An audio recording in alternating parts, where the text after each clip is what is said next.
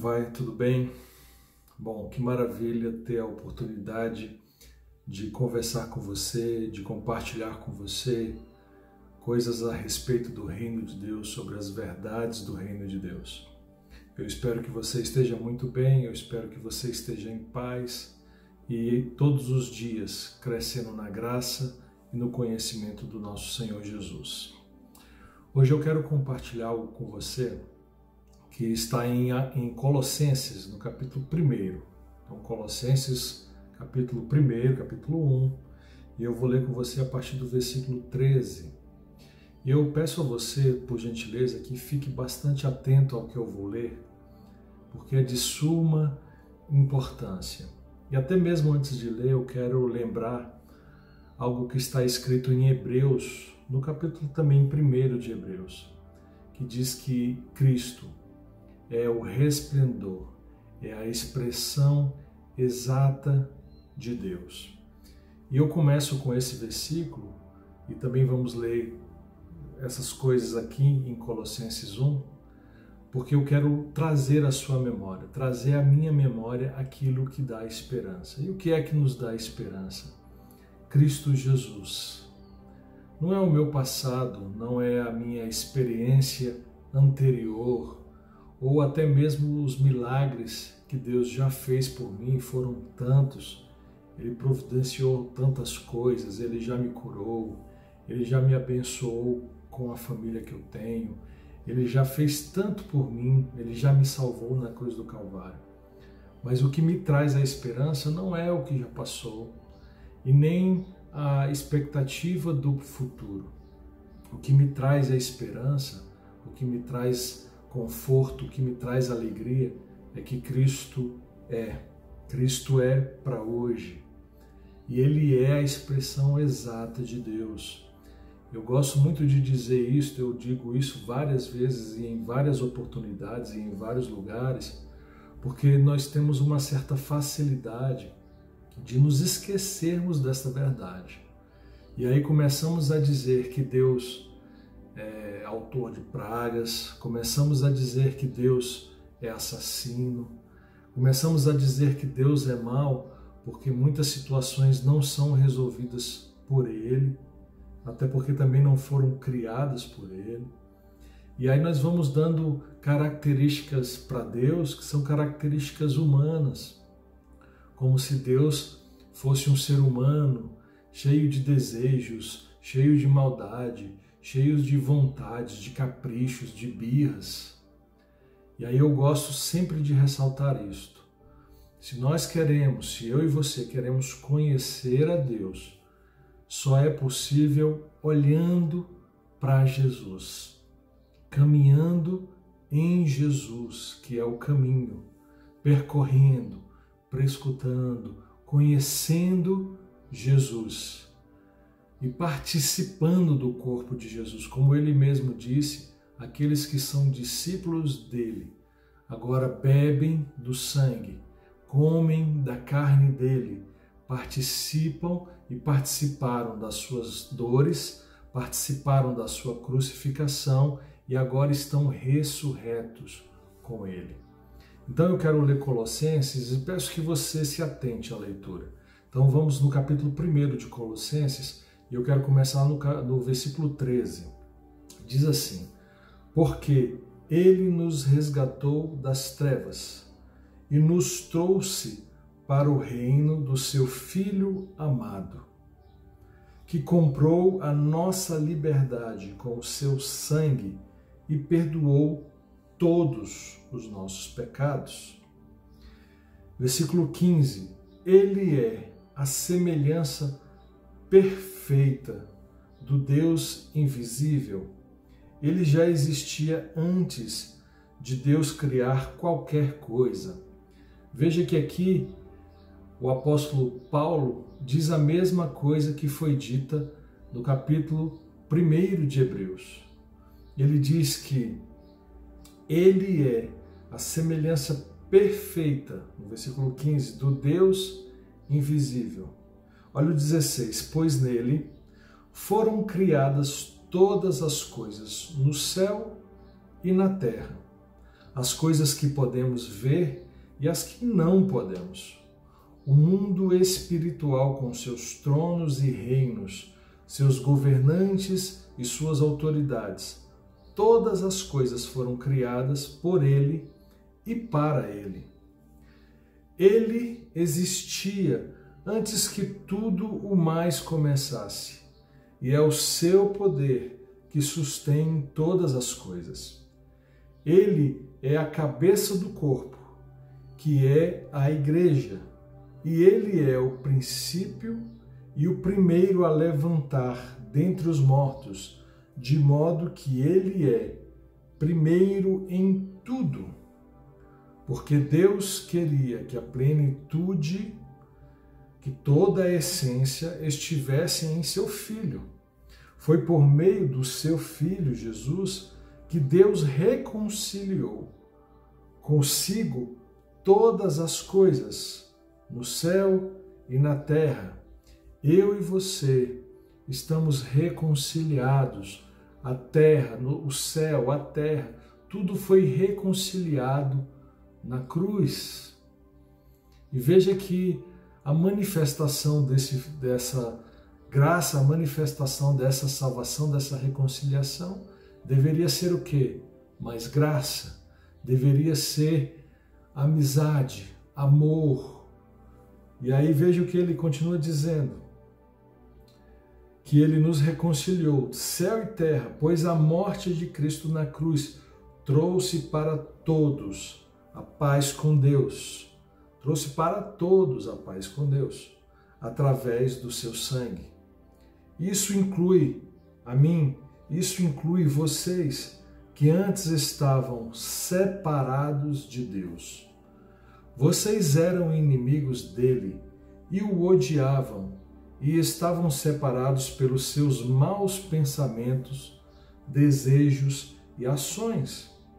Contudo, agora, ele fez vocês voltarem a ser amigos por meio do seu próprio corpo, através da morte. E agora, como resultado, Cristo trouxe vocês à presença do próprio Deus, e vocês permanecem firmes diante dele, nada mais havendo contra vocês, isto é, livres de qualquer acusação. Veja que texto precioso, porque ele reflete, ele nos mostra o que Cristo fez. Primeiro ele mostra, ele ressalta dizendo quem Cristo é.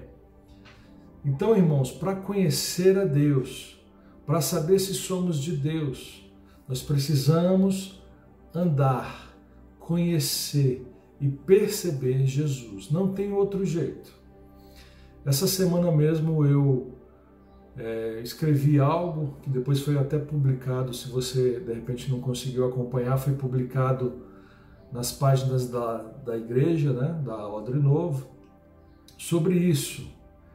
Existe, irmão, uma verdadeira necessidade, principalmente nesses tempos tão estranhos, tão difíceis, e que muitos que estudam, muitos que se dedicam, eles têm dito que o fim tem se aproximado, muitas coisas têm se cumprido.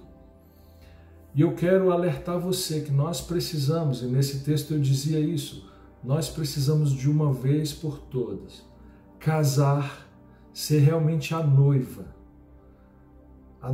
de Jesus. Então precisamos, irmãos, esquecer o antigo marido, vamos usar esse termo.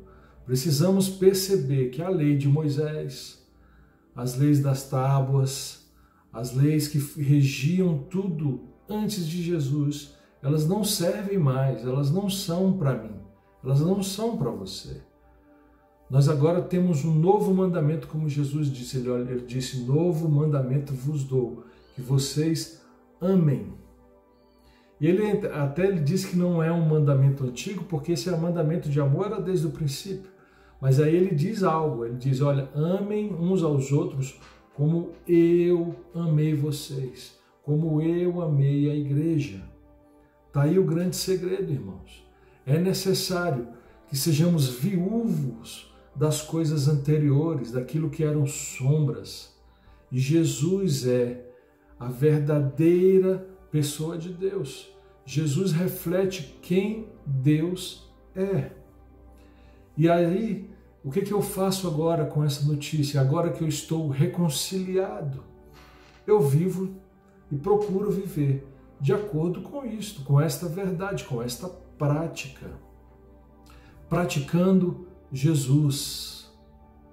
Eu vi Jesus, irmãos, muitas vezes, inclusive, aos olhos humanos, parecer contrário à lei, contrário ao que estava escrito.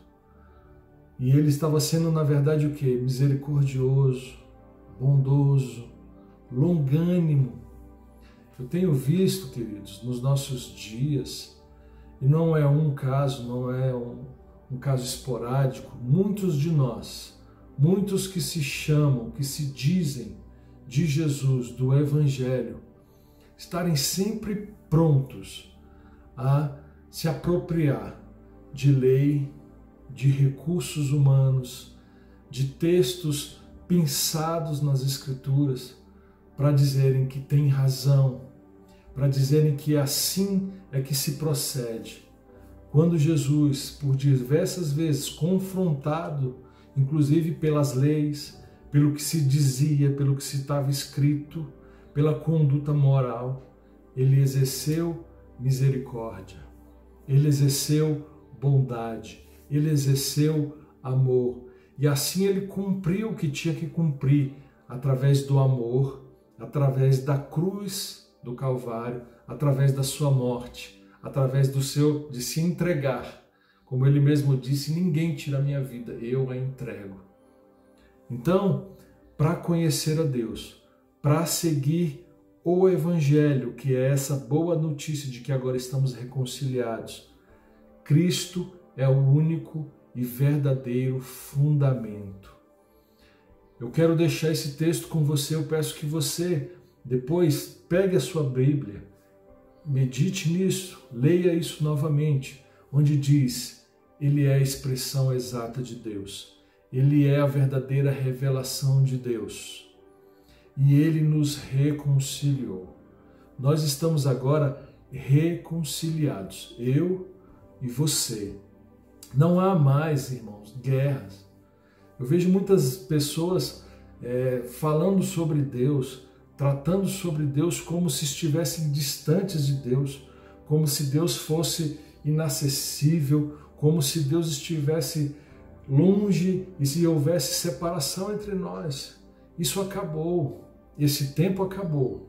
Se você acredita em Jesus, então você está reconciliado, porque foi Ele que nos reconciliou. E sabe o que essa reconciliação gera em nós? Paz, segurança e ações de graça. Geralmente, quando a gente fala sobre ações de graça, a gente pensa ou numa festa, ou num evento, ou em música, num contexto de dentro de um templo. Mas não, querido, eu entendo que a ação de graça é uma ação igual a que Cristo teve. Ele foi gracioso para conosco.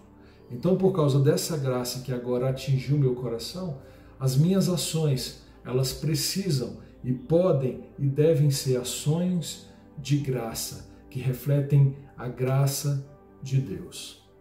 Medite sobre isso. Que Deus abençoe ricamente a sua vida. Que Deus abençoe a sua semana.